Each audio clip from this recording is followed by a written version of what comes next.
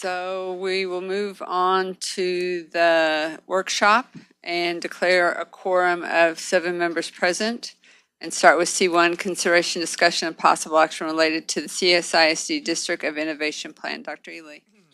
Madam President, members of the board, just wanted to give a brief update to the board and the community about where we are with the district's development of a District of Innovation Plan.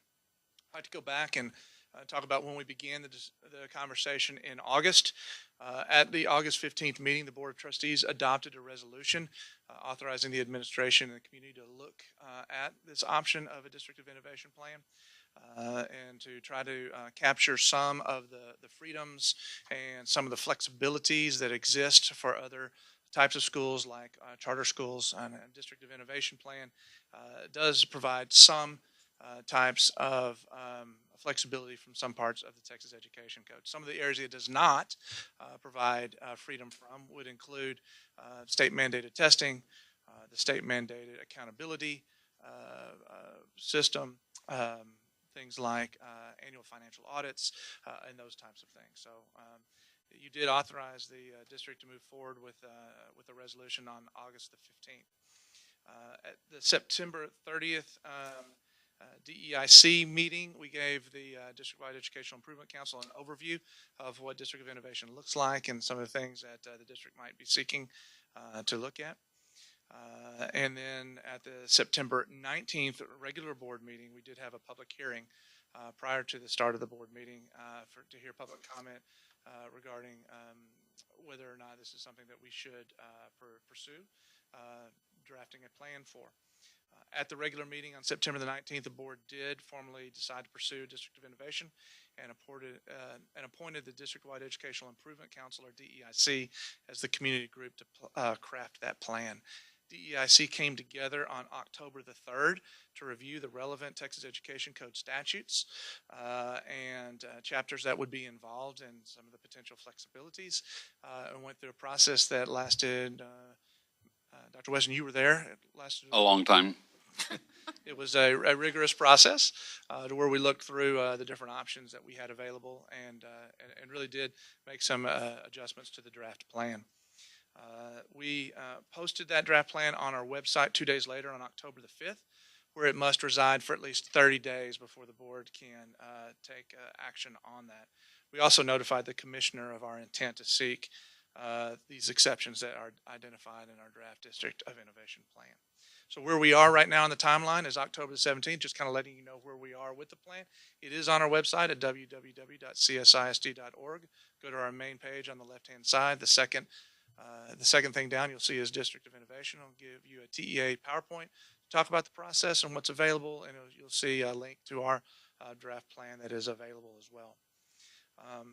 What our next step in the process is on November the 8th, we will hold a public DEIC meeting to receive any feedback from anyone in the community that has seen the information and would like to provide feedback to DEIC. And then after that meeting, DEIC, as the Community District of Innovation Planning Group, will take that feedback and make any changes they have to the draft and then vote to present whether or not to present that to the board. And our plan is to bring that to the board at the regularly scheduled meeting on November the 14th. For those in the community who are listening online, it is important to point out that we'll be departing from our normal day of having a board meeting in November because of where the Thanksgiving holiday has fallen. So we will be meeting actually on Tuesday, November the 14th for our regularly scheduled board meeting, which will be the second Tuesday instead of the third Tuesday when we usually meet. So at that November 14th meeting, we will be seeking your approval of that plan, and if approved, then we will notify the commissioner after that time. So that's a little bit about where we are with District of Innovation, and it's been a great process. I would like to thank publicly Dr. Penny Trammell, our Chief Academic Officer, who's out of town at a curriculum management training right now, but she's done a great job shepherding us through this process. I think we've got a great plan. I look forward to community's input on that and bringing a plan to you in just about a month. Thank you for that summary. Anybody have any comments or questions? Okay, we'll move on to, Let me say, I attended that DEIC meeting. I think that was a large, hardworking group that worked through a lot of details about what we might or might not want to use this district of innovation plan for. So that group's to be commended, and I thought it was run very well. So thank you to Penny as well.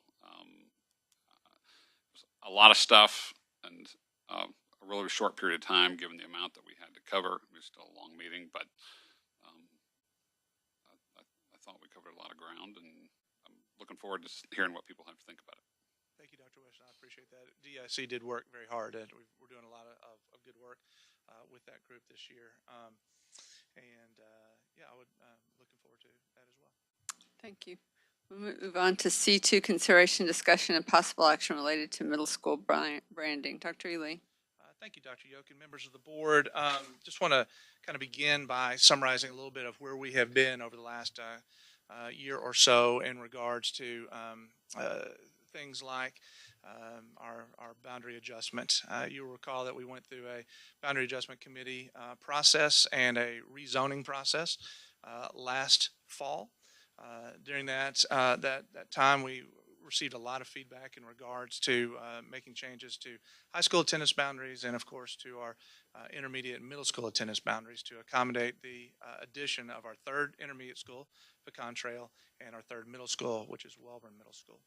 One of the things that became abundantly clear is that we were going to have 3 middle schools feeding into 2 comprehensive high schools, and that posed a number of challenges for the district in moving forward as to how we were going to manage the movement of students throughout our system, especially with 3 schools going into 2.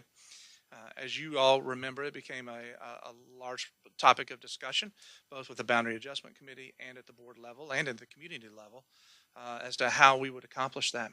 Ultimately, the attendance zones that were adopted, both the high school attendance redrawing of the zones and the new intermediate and middle school or 5th through 8th grade zones, were crafted and approved in such a way that all 3 of our middle schools would have to have some members of their school go to each of our 2 comprehensive high schools. For our College Station Middle School, that split was roughly 50-50. And for our other schools, AMCMS and Welborn, that split was roughly 80-20. And so with those decisions that were made just about a year ago, we've been working through some issues as to how we're going to do some of the things that we've been accustomed to with our intermediates and our middle schools, vis-a-vis how we're going to handle fine arts instruction and supervision from the high school level, as well as athletics instruction, coaching, and supervision from the high school level. And so with those, knowing that those zones are in place and that those won't be changing moving forward, the district and the board had a number of conversations regarding what life might look like for students who are maybe split in a 50-50 school or maybe split in an 80-20 school. And at that time, when we adopted the zones last year, the commitment was definitely given to the administration that we wanted to make sure that our kids, no matter which school that they were attending, had the same type of opportunities and were not disadvantaged by being in a particular school, whether it's a 50-50 split or one that has a higher percentage and a lower percentage grouped together.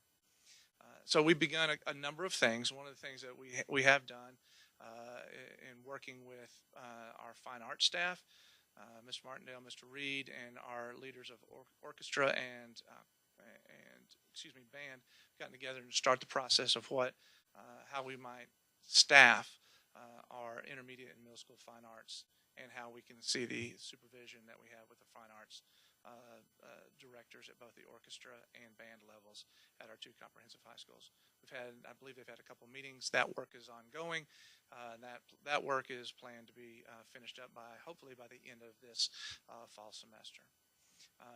Kind of coming on the heels of that is the discussion about how middle school athletics will be handled as well. How can we have the great benefit of the high school coaches, both in volleyball and boys and girls basketball and football, be able to work with our middle school athletes, but in a way that acknowledges that we don't have true feeder patterns anymore from our middle schools to our high schools.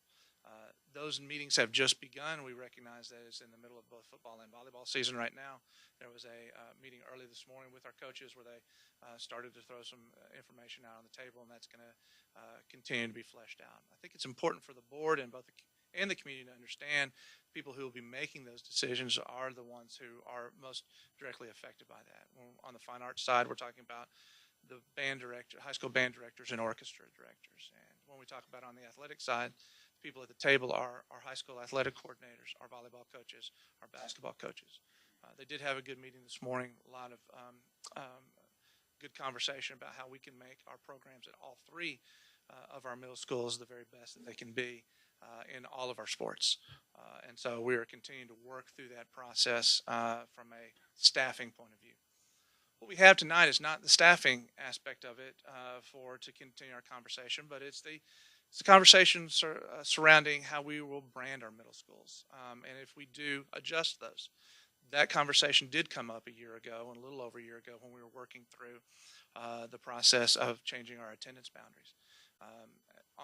At this table right here, a number of board members expressed the ideas of what do we do to make sure that we're valuing the work that our kids are doing both in intermediate and middle school, and value and really lean into that time as opposed to spending our time, whether it be in intermediate or middle school, thinking about the future high school that we're going to be in.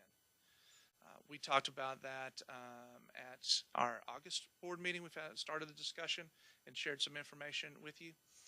We spent a little bit of time at the September board workshop to continue this discussion. At the end of our September workshop, you did ask the administration to come back and say what would be a rough plan as to if we wanted to move forward in these particular areas. What's the timeline and what could that look like? And we do have that information here to share with you, as is your pleasure to discuss this evening. So that was a long-winded, I agree, I acknowledge,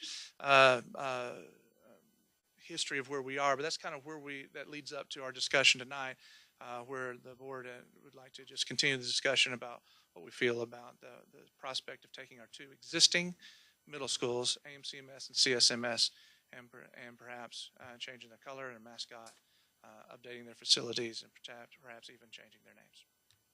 Thank you for that. I guess the one thing that I recall from the September meeting that I think is important to kind of use as a jumping off point is that I recall the board making comments about how comfortable we were with the leadership at the intermediate and the middle schools. And so though I know there was some discussion about paint or tigers in cougar areas and things like that, I do think it's important that we acknowledge that the building is important, but it's the people that are there, and we're very blessed that we have 6 very strong administrators leading those 6 schools. And so as we go forward, I think we need to keep that in mind, because though academics in some people's minds come behind fine arts and athletics, in reality what we're all about is making sure kids can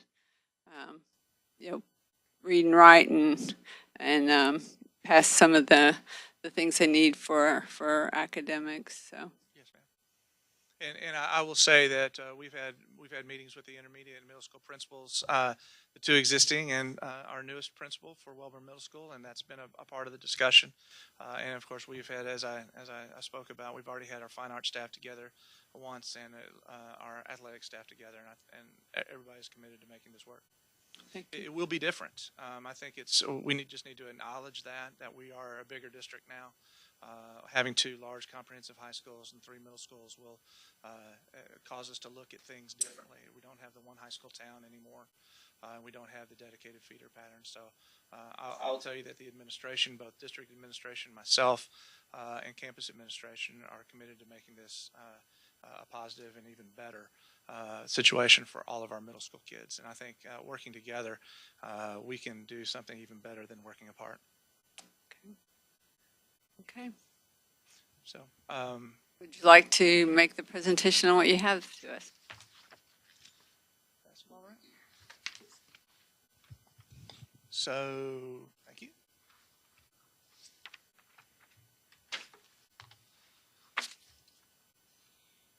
as that's moving around.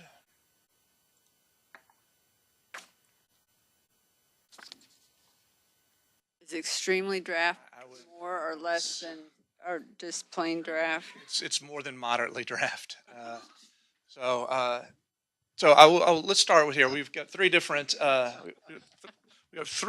things I'd like to visit about tonight with the board and have you have a discussion in regards tonight. And the first one is something that came up actually since our last meeting. I believe that we were meeting with a group of people who potentially could have been the middle school principals and talking about this. And they said something to the effect of, if we're thinking about changing the names of the mascots, perhaps, or the colors of our middle schools, one of the things that seems to trip people in the community or people visiting the community up a little bit is the fact that some of our names are very close.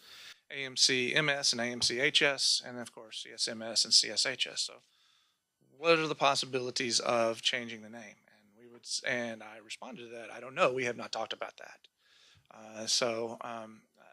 I wanted to throw that out here for the board's discussion, if that is your desire, to do if we wanted to consider changing the names of our two existing middle schools, not the high schools, and we want to go through that process. I guess I would probably need to make sure make sure I have that clear. It would be the middle schools. If we want to change the names of AMCS and CSMS, we probably need to have a longer discussion on that. Maybe make a decision in regards to that by next month to be able to do that. If we wanted to do that, and we move forward, if the names would be changing, and then we'd have a process for determining what those school names, and run that. Our first draft would be by creating a small committee of faculty and staff to generate ideas at the respective campuses, and have a way for them to generate some options for those two particular campuses, and then have the faculty and staff members vote to determine a final recommendation to the administration, and have that occur somewhere around in the December 2017 timeframe, and then present new names that would take effect the next school year at the January, present those to the board in January of 2018. Then we could work throughout the spring to update things like marquees, letterheads, website, those types of things. Some of those are at no cost and don't take much time. Some have a little bit more cost and would take a little bit more lead time. Based on the information that we have, we believe it would be somewhere in the neighborhood of $120,000, $125,000 for logos, exterior signage, marquees, and things like that. Again, these are rough draft numbers. These numbers are subject to change. Please don't take them as gospel. We're trying to give you order of magnitude type numbers here as we move through this. Some of the ways we could fund this, if we chose to do this, would be through 2015 bond funds, through savings on other projects that we have that we have done previously, or we have the opportunity to use general fund savings following our 2016-17 financial audit. So that's kind of how this lays out as a draft plan. There's a couple more, but I just kind of ran through it quickly. But I would love to pause and have the board reflect or comment, as is your pleasure. I guess I'll go first. You know, I kind of think that cow's left the barn since we named the third school Wellburn. I think that the name and the building have some significance, but I think worrying about the programs and the atmosphere within that building, which is not related to a name, are more important. And I'd rather us focus personally on that, because you can call it whatever you want to. You know, if we can come up with a great name, but if we don't focus on what's going on inside that building with the people, perhaps we've wasted energy. But that's my opinion. I agree with that, and I think as I look through this and I think about turning the page and looking at even bigger numbers, you know, this is, some of it quite literally is window dressing. I would rather us focus on using the money for people. Like, I'm not an expert on it, but I do know that when we start asking people at the high school level to go more places, that's going to pull away some of their availability at the high school in terms of maybe a teaching period. Well, we may have to hire more staff at the high school period. That seems like a much better use of the funds to me, at least, than some of these kinds of things that I view as secondary. And I mean, the name of the mascot at the middle school, I don't even know what CSMS mascot is. I hate to say that. I know AMCMS, Well, they're home of the Fighting Cubs. Cubs. Okay. I mean, maybe I should know that. That's a big deal, I guess. But you know, to me, it's the attitude that the people have that's the most important, and bringing the resources to bear to help support that with people and programming, I think should be the focus.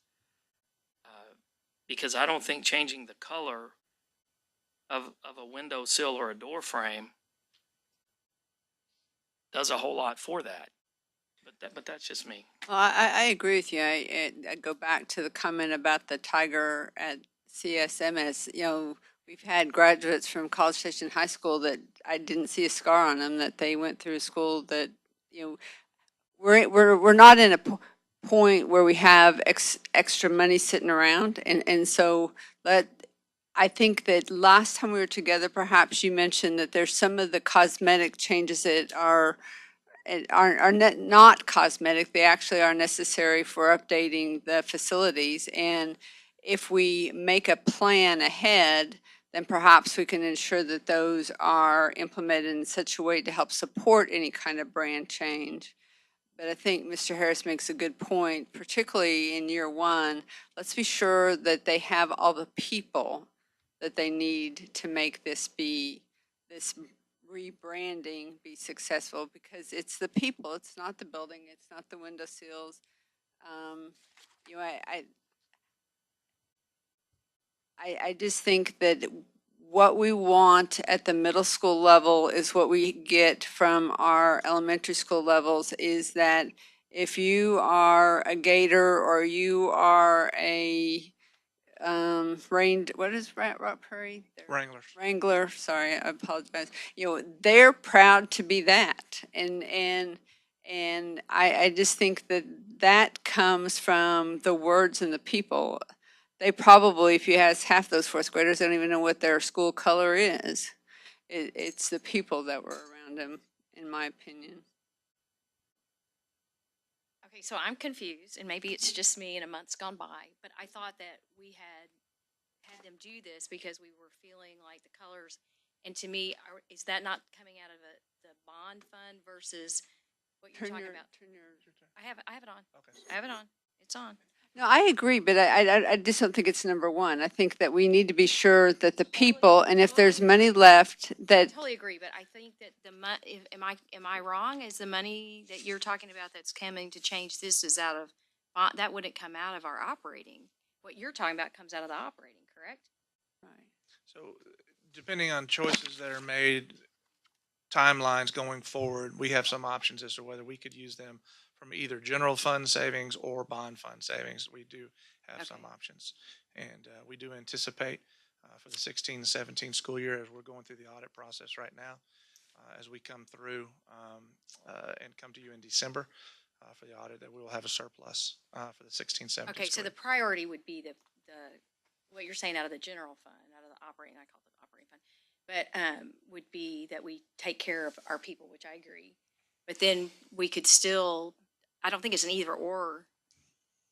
I mean, we could still do some of these things we talked about. no, yeah, I guess it was just supporting. I don't think we should change the name. You know, I think that on the second page, and again, unfortunately, when you give people 3 pages, they look ahead. But, you know, the thing about uniforms, I think that's important, because that's on the kids. That's something that is important to them. I just would like to focus on those kinds of things. I agree. I just think that it came back and it didn't come from us, that they wanted the name changed. And I do want to listen to that, because that didn't come from this table. That came from the people who are involved. I would say that they wanted the name change. They did Just want it to be considered. Yeah, if the and I'm putting words in people's mouths, but I think the gist of it was, if we're wanting to do this for a brand, one of the issues that is sometimes problematic, maybe even more than color, is just the similarity of the names. That was brought Right, out. and you so know what, we I had not had a asked, chance to discuss it. Mr. McIntyre the other day, I think people forget that AMCMS, which I've been here a long time, I still struggle with it. I have to write it out sometimes, especially when I'm writing a check. But Willow Branch, it was Willow Branch. It hasn't been that long. I mean, it's been in our time, that it was Pointing that out. AMC, it wasn't before us, that it was Willow Branch. And, so it's not like there's this. In junior high. Right. It was all that, right? College Station Junior High, correct? It changed the name then too. Colors, I mean, it just all came together because it was rebranded at the time because there was change and that's what we did. So I do understand what you're saying and that we need to take care of inside the building first, for sure. I just want to make sure that we weren't saying, well, let's blow off the. Oh, no. Yes. Yes, you were blowing it off. No, not completely, but I almost get the feeling that some of this stuff, waiting on expending this kind of money for this, I mean, I can remember a leaky roof that was an ongoing problem until we had money to fix it, and even to the point that it was messing up a gym floor. And I think that may still be going on. I would rather fix the roof than repaint the windowsill. I mean, I don't mean to sound like we're not doing the things we need to do, but this is a lot of money when the reality to me, I think the leadership and the attitude of the people is what's going to make it work. I mean, it's getting the people involved. It's getting the band directors to come up with a plan that they believe in so that then they bring the kids in and help them succeed. It's the coaches doing the same thing. And I mean, to me, the academics is a given. We're going to do that. I'm hoping that doesn't have to be said, that the English departments at the high school get together and make sure that the kids are being taught the English principles or whatever, TEKS, I don't know what we call them, that we need to be successful in high school. But to me, that is what's going to make this go. It's going to be difficult. I mean, we're not used to it as a community. I mean, we all had kids come through who they knew where they were going to high school and had varying degrees of involvement through middle school athletics and varying degrees of involvement with the high school coaches coming down and helping them. Well, it's going to be different starting next fall. No matter what we do on paint, it's going to be different. It's going to be difficult. But to me, I think a lot of this right now can be more of a distraction than anything else. We don't need people feeling anxiety because AMCMS is going to be, I don't know, what do you call it? Yeah, right. Whatever we rename it. I mean, to me, it's wasted energy and focus at this point when in my view, think if we focus in on that real key thing and get right the programming, and where I see the real difficulty for me is athletics. I mean, that's the hard thing. There are different techniques and schemes and all that. Not that I'm some good athlete, but I see a little bit of it. But making sure that's where our focus is, I think, is more important than this, particularly with the dollar amounts associated with this.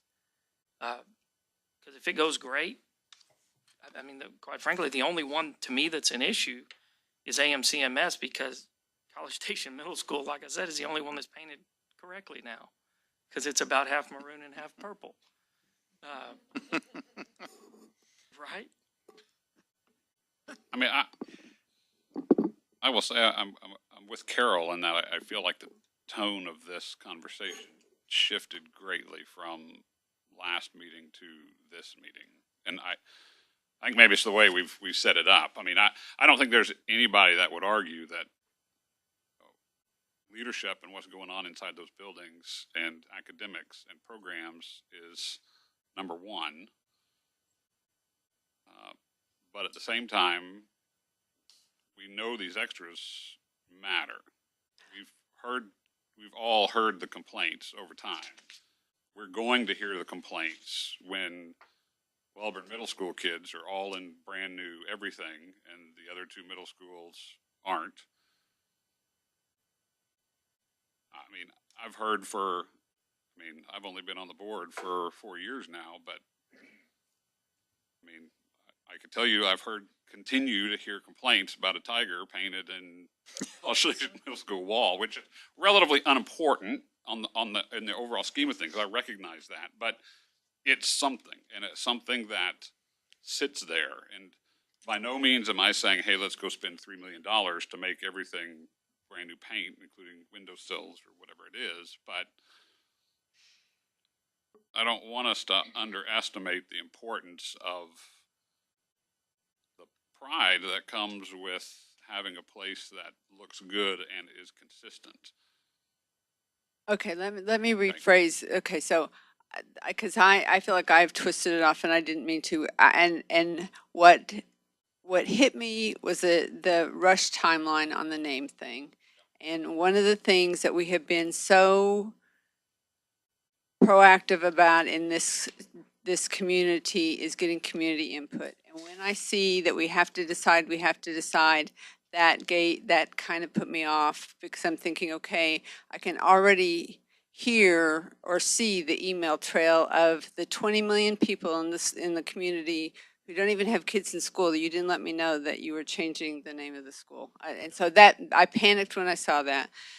And full disclosure, because I'm the one who usually gets the emails. Yeah, but- no, I got it. And I think I think that, just for clarification, I think that rebranding encompasses all of it. But what I don't want to do is stop because we don't have the money. And so for clarification, I think that the uniforms are important. I think that all of the cosmetics and ensuring that each one of the schools at their school pride is important.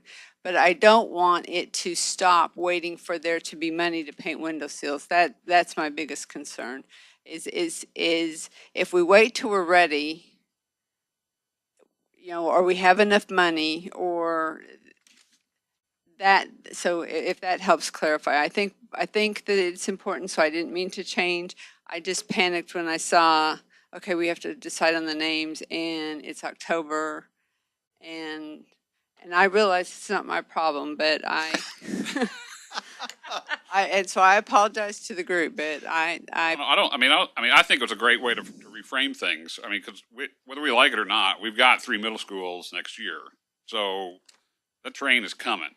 Right? I mean, that's not going to change anything. I mean, I'll be honest, when I saw this, the notion of, are we really going to change the names is shocking to me too. I hadn't really thought about that. So I understand do I want to turn around and change the names of our middle schools within the next month or two? I can tell you the answer to that is no. But I had certainly not considered changing the names of those middle schools at all to begin with. So, I figured at some point we would have a conversation about whether their mascots needed to change. But I don't necessarily think I would even remotely consider changing the names of the middle school. So I agree wholeheartedly. I think it was just, perhaps at the last board meeting we ended and we were all a little more gung-ho. And I think even to the point where statements were made, let's err on the side of too much than too little in terms of, if we're going to do it, let's try not to trickle out these changes over the next 5 years. Let's just do it. I mean, we're going to rip the Band-Aid off. Let's rip the Band-Aid off and rebrand. And that is all with the assumption that we have enough money that's saved in other areas, and that,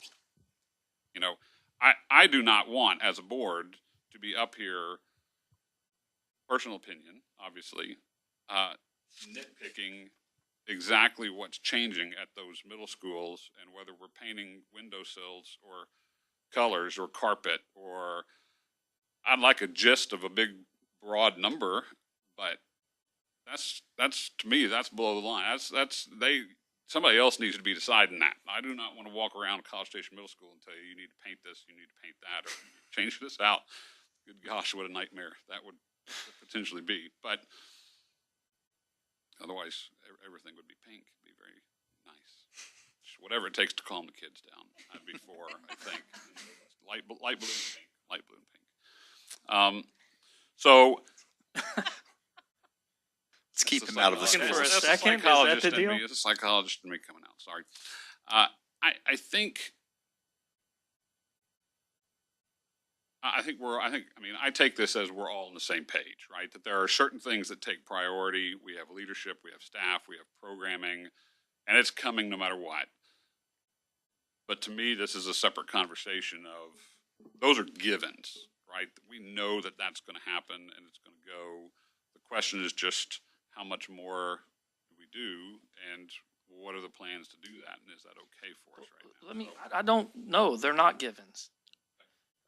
Because I think there's a question about, how much money do we have? We have a finite amount of money. As we saw, we just finished a budget process, and we're probably about to start another one, is my guess. And to do some of those things, we will definitely need more money. Well, but part of it depends where the money comes from, too. I think Ms. Barrett made a good point there. No, and I think that's right. And whether it's savings from bond funds or stuff on the O&M side, we need a little bit better grasp on. But I don't want to get committed, particularly given this time frame, to, I'm not going to use the term superficial because I think that is too strong, but to changing a name and a color in things where I'm either committed to not doing it all the way, or I've spent a whole bunch of money already without fully thinking through what I need to do on the programming and staffing side, and not knowing those needs in a very real and definite way, and maybe not being able to do that because I've already committed over here. But they come from different pots of money, so Yes and no. I mean, the Well- O&M money's O&M money, whether we Yeah. use it for maintenance or He's right. a staff member. Right. I mean, and what he says is the funding sources here, quite frankly, they're not identified. There's a big or in there. It's too, I'm sorry, Mr. Harris, but just a quick suggestion. I feel like we're really getting way over here, and we were talking about renaming the school. And I feel like before we start talking, because I know last month, I don't want to rehash last month, but when I saw the amount it would cost to rebrand colors and windowsills and things like that, it was a big number. I was thinking it was 2.2, 2.4 million. Is that about right? One, somewhere, I'm sorry? somewhere around there. Okay, right. Give or take $500,000. No, but I feel like if we could maybe fight our way through the presentation and get to the actual numbers. I feel like we're just kind of talking in circles right now. I think changing the name drew us all off sides. Well, and I apologize. No.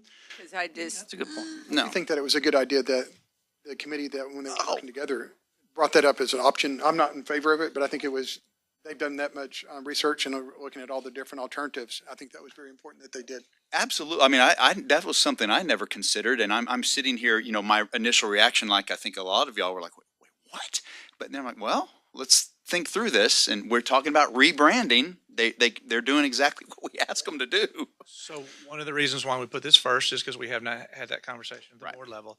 Second thing is, if we're going to rebrand a mascot in our quest for alliteration, kind of want to know what the school name is if we were going to change that. So we kind of wanted to have that discussion. So that's why it actually is its timeline is a little bit quicker than the middle school colors and mascots. So I'm sensing no real desire on the part of the board, while no vote has been taken, to move forward with name changes. So the middle school, the color and mascot is similar, determining, again, if we want to change the colors and or mascots for the schools. And then if we do want to go through, we kind of thought through a little bit about what that process might look like. So we have some of that information there for you to look at as well. I'll skip down to kind of the latest number that we have for anticipated cost for uniforms to be a little north of $305,000. We could purchase that all at one time, so that all seventh graders and eighth graders at all three of our middle schools would have brand new uniforms to start the 18-19 school year. We could do as we've done in the past when we've had color changes and phase those in over a couple years to take those costs over 2 budget years. Obviously, it would bring that down. And we have not built in the delta. We do update our uniforms, not all uniforms every year, but some of them. So we do have some money in the budget for new uniforms, which would take a little bit, I think, off of that cost that you're seeing right there. So, but for a good ballpark number, about $300,000. What is the life of a uniform, for example? Is it 2 years, 5 years? I can't speak knowledgeably, but it's 2 or 3 years. I mean, football, you know, the pants, you run through those with holes and things like that. Uniforms at the middle school level now are not the same, you know, quality that you're going to get at the high school or college level. Oftentimes we do the reversibles, and so sometimes those will come every 2 or 3 years. But I can get you the exact uniform update schedule from Mr. Reed. If your kid runs cross country or track, some of the parents in here probably wore them. Just, I mean, it's a difference, you know. And there are other things that go. That's a good point. There are other things that go, bags and things like that, and some of those, quite frankly, haven't been updated as much at our existing high schools. But this would take into account all sports. It would.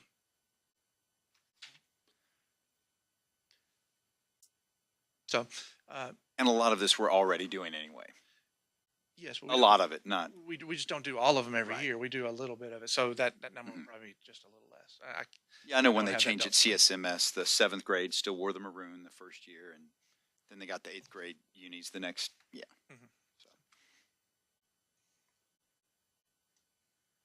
So again, that's if it's the will of the board for us to move forward. This is again an option that we could use. Let's just look at the timing.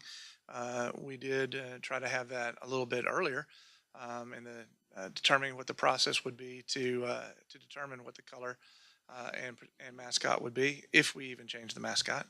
Cubs and Cats are pretty generic; those don't necessarily have to be changed. But what would that look like? November, December, probably do that process in January and present that. February, to the board in February. We could move those. Again, this is an extremely rough draft. We could move those a little bit. Some of the uniform items don't have as long a lead times as things you see like high school band uniforms that have much longer lead time. We could push that a month or so if it is the board's will to continue the conversation or to move forward with it. One of the things that I think we identified is if the will is to move forward with a changing of the color scheme for our 2 existing middle schools is, and we leave it as would be our recommendation at this point, as part of the students at the school, their option to choose that, much like we did at College Station High School and College View High School. What if they both chose the same color? Is that okay? Is that not okay? Do we need to give a predetermined portion of the color wheel to one school or the other? Do we need to sequence it? These were just things that we were kind of throwing out there. Yeah, those are great questions. It occurred to me that what if they all had the affinity for whatever is chosen for Welborn Middle School?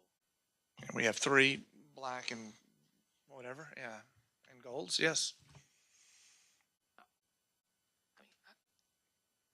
3 middle schools with Land Shark as You know, the. at that point, then I'm starting, I mean, I get, the color of all these things is the thing that stands out the most to me. I don't think the mascots, I mean, what do you call a baby tiger? Cub. Right. And that's CSMS, right? So, I mean, to me, those are generic enough. They're fairly generic. They're not a big deal now. People feel strongly about it. I mean, I don't. I think that we ought to order new athletic uniforms and get them new colors. And I think if you think about social media, the kids are not taking pictures of the school; they're taking pictures of themselves in their uniforms, and that's how they define themselves. And if we can do it in such a way that all three schools in all sports get new uniforms the same year, then we can go to a organized rotation system for what needs to happen. As far as the 7th grade getting the 8th grade or whatever it is, then they have something to identify with. I think that it's a worthwhile investment for the kids that are in 7th and 8th grade. Because that's what they're going to be asked to wear. I mean, that's going to be who they are. It's not going to be what color the building is, or and the mascot may have some bearing on it, but if they all wear a different color shirt and you can identify that the one in the pink or the baby blue or whatever, if Dr. Wesson gets to choose, is at a different school.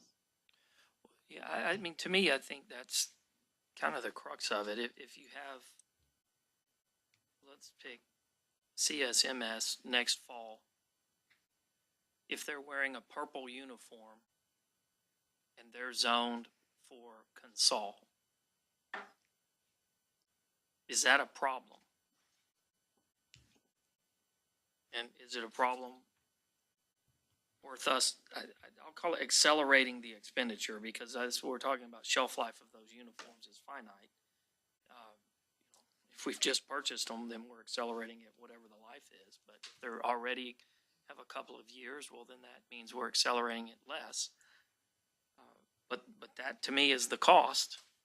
And so you ask yourself first, is it a problem? And then secondly, is it worth spending that much to solve that problem?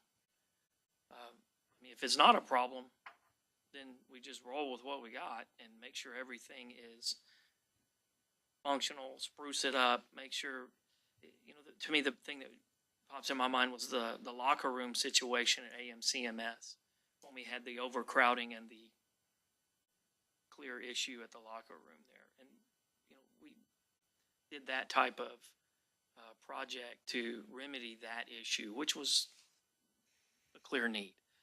Are there other things like that at CSMS or AMCMS that we need to bring to the forefront to make sure that those schools are on par with what Welborn Middle School will be, since it's going to be the new shiny one? I don't know. We talk a lot about athletics and we talk about the athletic uniforms, but there's a bunch of kids that go to those schools that are not in athletics. Yep. But if they want to go to their 7th or 8th grade football game or their choir or their band, they should be able to have, and we're not going to have baby blue or pink, but so nobody gets quoted on something else. If they, let that person have a baby blue shirt to represent their school. I think that it's important that we help support that's what that school is during the 2 years that they are at that school. And so, I got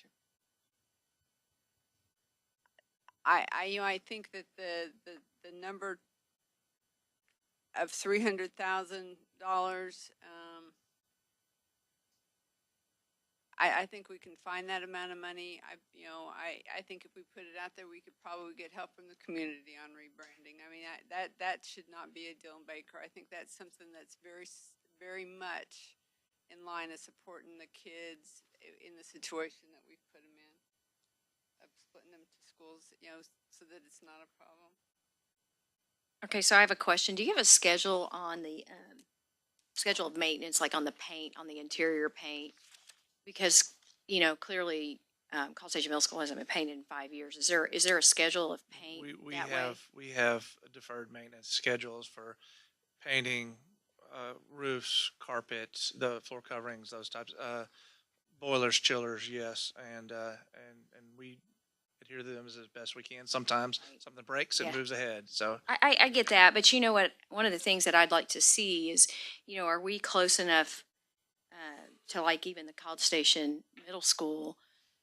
To me, it's been, I know 5 years isn't a real long time for paint, but it's been at least 5 years because we've been purple and maroon for 5 years. And, you know, when was that going to be scheduled anyway? And is that something on the deferred schedule that perhaps we're closer to that than we think? Again, just like the uniforms, if we're close to that and we can go ahead and make that happen on just like you said, something breaks, well, this is something that we would like to do, and we were a year away anyway of spending that money. Is that something that, So that's something that I don't have in front of me. I don't believe Mr. Hall even has it in front of him right now, but that's something that we can certainly get to you. I would be remiss if I didn't point out that since 2011, when the Texas legislature underfunded schools $5.4 billion, and College Station ISD was underfunded a little over $7 million in 1 year, we have largely taken the money that we would have allocated in a maintenance and operations budget, an ongoing annual budget that we would use for things like this, and have moved those over to deferred maintenance that we have been financing through ongoing bond elections. And so there's a chicken and egg thing here. We have a list of things that we are coming up to do, and we have this amount of money that we have in our deferred maintenance budgets through our bonds. And so we can get you some of that information, either prior to the next meeting, for the next meeting, or whatever would be your pleasure.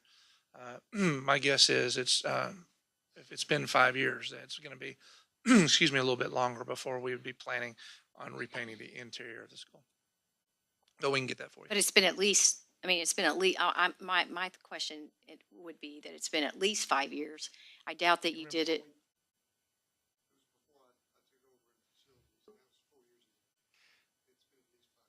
I'm pretty sure all the purple paint that's there, the PTO paid for.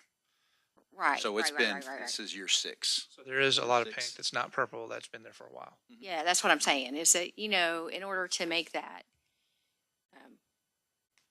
at least uniform, I mean, I continue to hear that from, I know where you're landing on this, Mr. Harris. I know, no, I'm just saying, I know.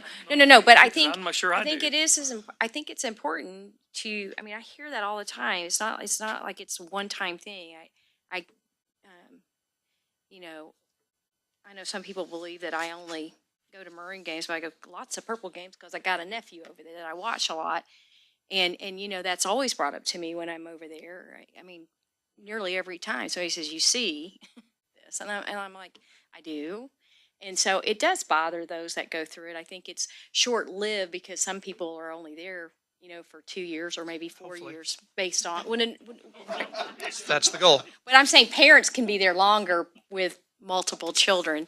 But yeah, that was a good point.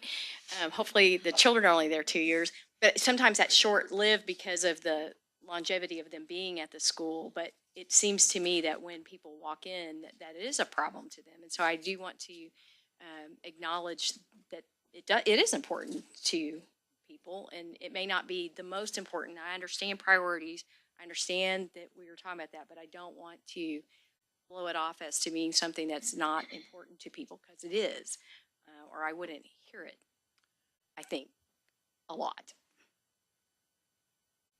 Okay, I think is having either of or any of the middle schools' color scheme aligned with either high school a problem, since we don't have feeder patterns.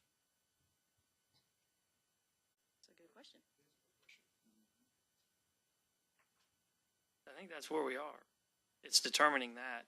And if the answer is yes, well, then we have them pick a new color, we get some new uniforms, and then we go to work getting the physical plant. Is that the right word? Sure. Building. So they wouldn't be allowed to choose maroon or purple at any of the. It depends on the answer, I think, to that question. But yeah, because then you could have students at AMCMS vote to be maroon, and you could have CSMS vote to be purple.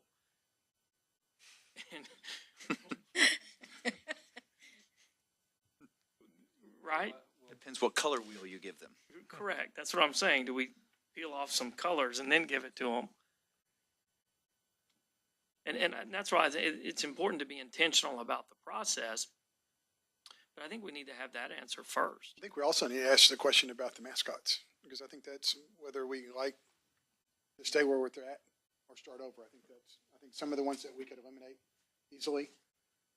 Well, why don't we decide or focus our discussion on the colors? Because if we were to decide not to change the colors, then the mascots become somewhat mute.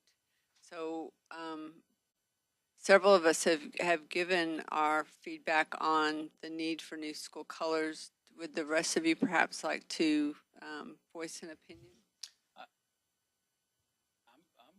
more curious of what our community thinks. I mean, I know we all have opinions and we all see this from a different angle, but I would be curious to hear what these folks have to say about it, because I think some things are a lot more important to people than we realize as we sit up here.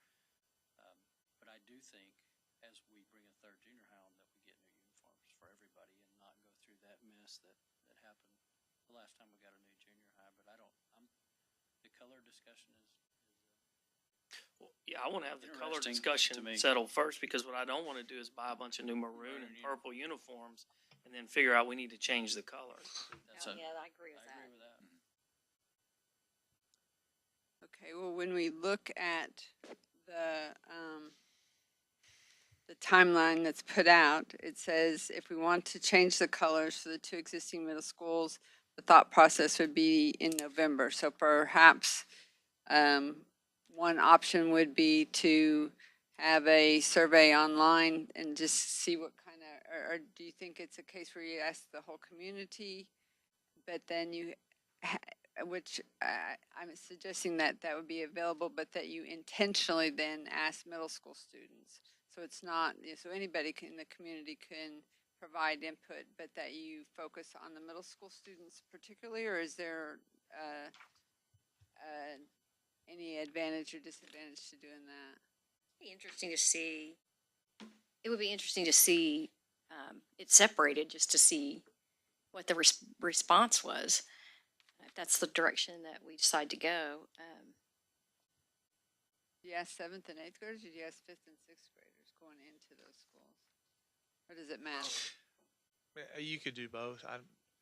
Obviously, 7th and 8th graders understand, while it may not be applicable to the 8th graders who are there, they understand, what a middle school is and the identity and playing sports and all that maybe a 5th and 6th grader doesn't really get just yet. That yet. Mm-hmm. Well, if we were to use your timeline, we could do that, and that could be presented back to the board in November, where then, based on those results, there could be a determination on whether or not there was a need to predetermine the color ranges Or not. or not. So will this be a poll, or will we do an email address again, as with boundary adjustment, to get, if people don't want to just do a yes or no? So we could do, we've kind of have a couple of, So why don't we, yeah. a couple of ways that we've done this. If you think of the calendar, we put some information online and we kind of do a, check, A, B, C, or D, blue or teal or whatever. And then we kind of have the more open-ended feedback that we do more with rezoning that we've done in the past. We could do a hybrid of that. As I have not thought about that, as I've just started to process it over the last minute and a half, it seems like I like the idea of asking middle school students and surveying them, and then putting something online, perhaps just to give sort of a background of why we're considering this. Sort of a background like we've seen, a couple paragraphs, and then say, which is your preference to keep the same or go through the process of developing a new brand, a new culture there. Yeah, and one thing I would say, I mean, as I look at some of the timing of this, it's not the end of the world if we punt everything a full year. I mean, I would rather get it right than get it done quickly.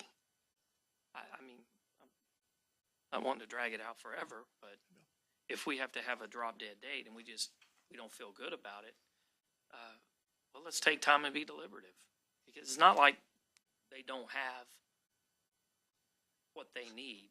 I mean, they've been functioning great this year, right? Yes, sir. And I see no reason next fall wouldn't be the same. Well,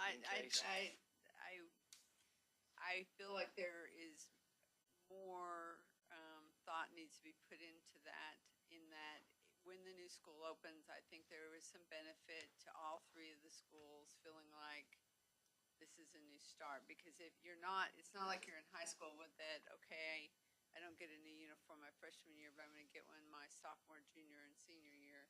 You're there for a very short length of time, and if we're going to be supporting the administration in those schools for what we're considering a rebranding, I think we should support them. I agree. I definitely think that's better. I mean, to me, this is something, if we can't come to a decision in a month or two, I mean, we should probably all be up for election next month. I mean, this is not, we're talking about colors Tease here. me. I'm sorry.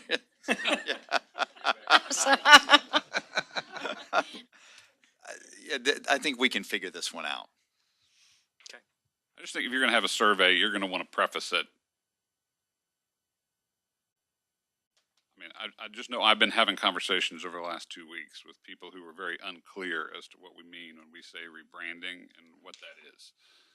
And my worry is that, obviously it's not going to apply quite to Welborn the way it applies to the other places, but if you go ask people at AMCMS who know that their kid in the long run is going to be zoned to Consol, then they're not going to be minding wearing maroon at all.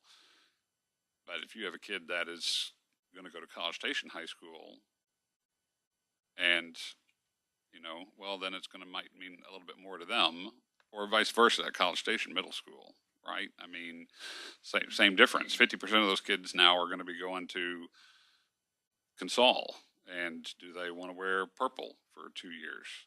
And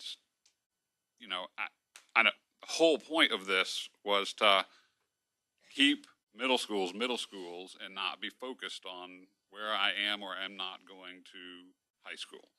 I mean, it's the whole purpose of our conversation. So I think I the line recognize needs to that be it on costs money.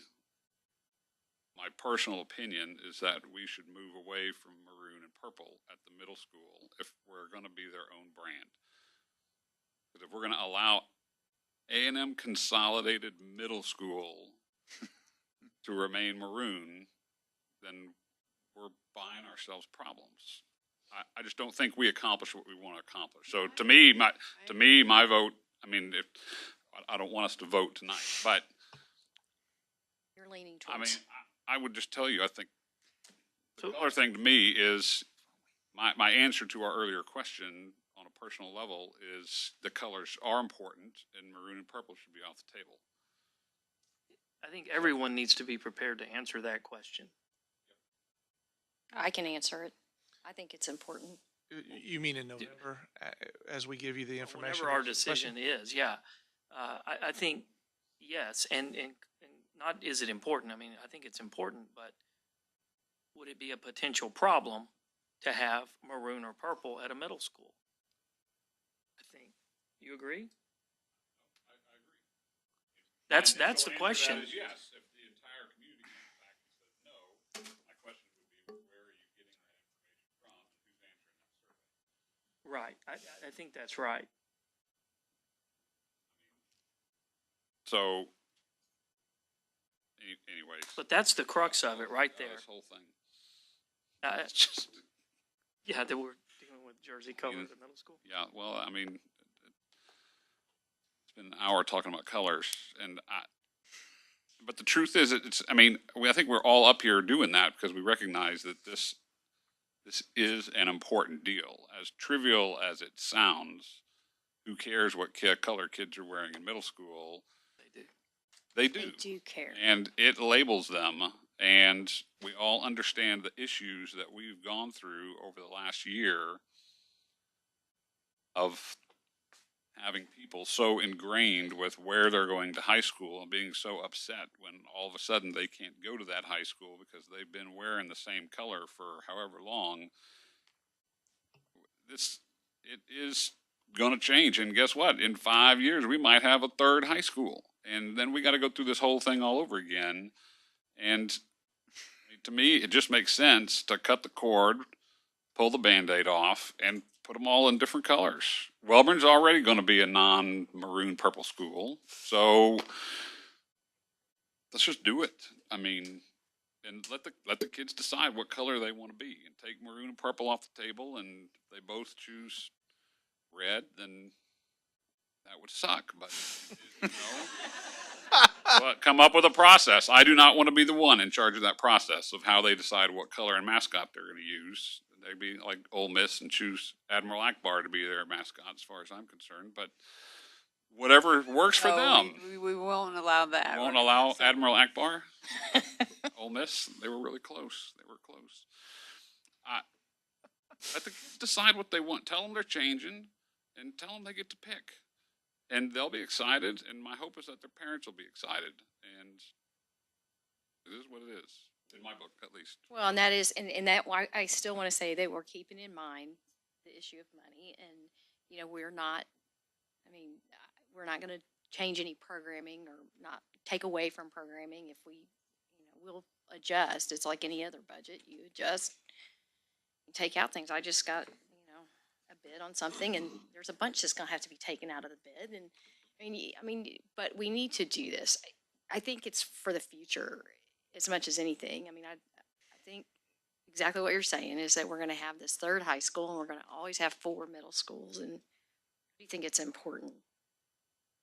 Okay, so what I'm hearing is that we feel like that we're going to agree to determine we want to change the colors of the 2 existing middle schools, and that purple and maroon are not part of the color wheel. Is that what I'm hearing? What I was hearing was Well, I know, but I've heard more since we heard that. That's why I'm asking. Thought I heard orange. But I'm. I don't mind having a survey and hearing people's opinions. I'm just telling you.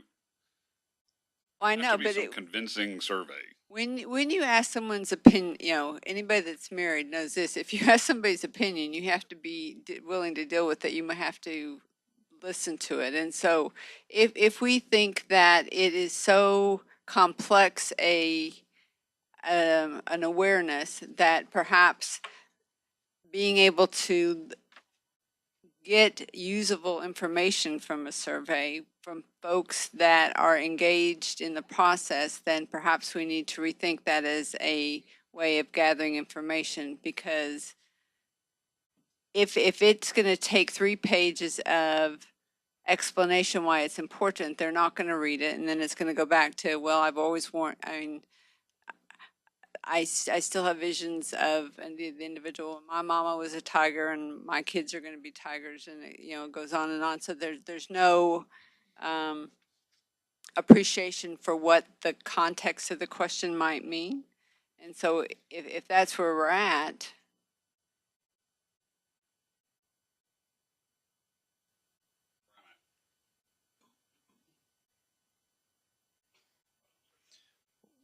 we are happy to gather information and bring back to the board. I think it'd be a good opportunity for this has gathered more attention now in members of the community, and give them an opportunity to weigh in, whether it be through email or speaking to us, or through filling out a survey and coming back and continuing the discussion in November. I don't sense the board is at a point where they can make a decision on this, nor you know, or should we at this time until we get more information or more feedback. Excuse me. everybody okay with Thank you. that? Yeah, I think that's great. Fair enough. I do think one thing is you're gathering information, and as those of you who are talking, I mean, to me, it's important for people to know where we are. And like, I have people talking to me about attendance zone lines.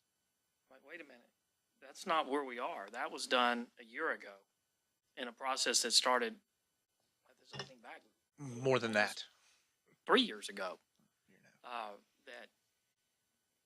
That's not what we're here about. We're trying to deal with 3 middle schools that are splitting next fall. That's where we are. So I think it's important to calibrate people in the discussion and help them understand that, and then know that they're kind of the 2 pieces, the programming side and then the uniform color side.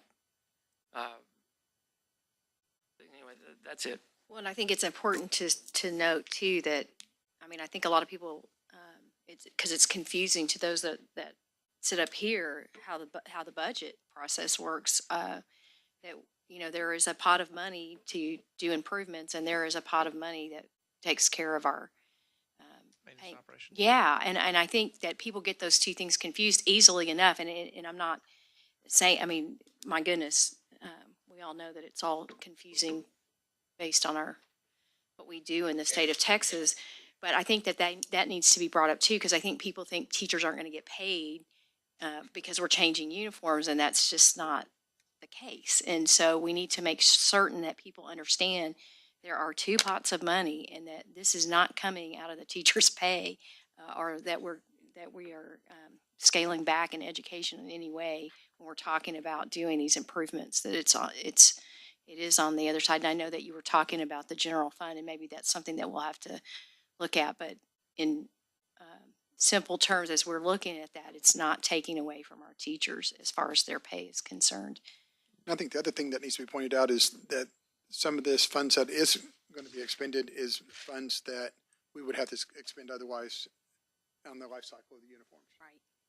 So when you look at the initial number, that's Or the painting and maintenance. I mean, and that's, So as I hear the last several comments, I'm thinking that two paragraph or one paragraph is now becoming much longer. It's going to be very difficult to summarize kind of all the things that we've been talking about over the last several months. We can endeavor to give them a good background as to why we're considering this and some of the pros and cons for both making these changes and not making these changes, because there's pros and cons on both sides. And I think we'll endeavor to do that in a way that can be digested and for people to be able to give us informed feedback on this. Thank you for that. We'll move on to C3, consideration, discussion, and possible action related to the Visit to Steel Accelerated High School. Dr. Ely.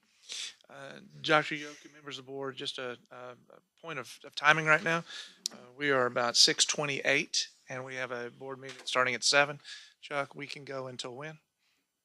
Until 50. So we've got 22 minutes. Mr. Hall, what do you think? No, we haven't called on you yet. How long is yours? Okay, so I'm just trying to give us an idea if maybe we wanted to push and come back after. All right, why don't we move C3 and move on to C4 and receive an update on the projects related to the 2015 bond. Okay.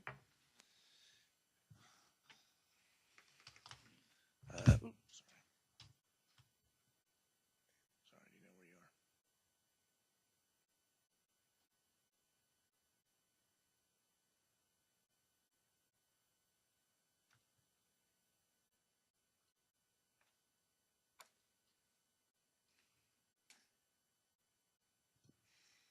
So Dr. Yoke and members of the board, as Mr. Hall is getting this prepared, as you know, we are still in the middle of a $135.9 million bond election projects that were authorized by the voters in November of 2015. 3 major projects and a number of other projects. As we endeavor to do, we come to you about quarterly to give you an update of where we are on these projects. And so with this 2015 bond update is John Hall, Executive Director of Facilities. Mr. Hall. Thank you, Dr. Ely, Dr. Yokin, members of the board. The 2015 bond update really started in earnest in about November of 2015 when the citizens of College Station passed the bond package for $135.9 million. That really kind of got us off and running. This was at the end of a process earlier that spring by the Planning for Growth Committee, where they identified projects to consider for the bond. And these projects are included on this slide. I've included just the construction projects on this first slide. It included an intermediate school number 3 for $38.38 million, middle school number 3 for $51.37, and in the corresponding amounts there all the way down the line, we had an elementary number 10. Those are really the 3 big school projects that we had for this one. Then we had some other miscellaneous projects spread across the school district for renovations to current intermediate and middle campuses, as well as $5.2 million worth of deferred maintenance.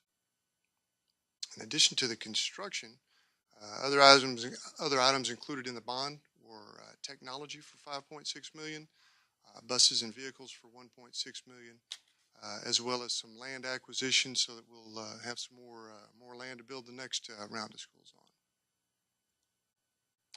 So the first couple of projects out of the chute after we had the bond package passed was for the The first one was the AMC MS Athletics Locker Room Edition. You can see a picture on the left there as we finished that one, and picture on the right is kind of the exterior. We scrambled through that one and had that one completed by the end of the summer of 2016. And at the same time we were doing that one, right across the street over at Oakwood, we did a nice renovation to the front of the building. Some of y'all probably recall how it used to look. That was quite the improvement. Did some work on the interior of the building too to create kind of an entry foyer, have a little better, a little cleaner transition space in and out of the building there at the front. The first major school project that we've just recently completed was the Pecan Trail Intermediate School. Here's a nice little aerial photo we got from Pepper Lawson there.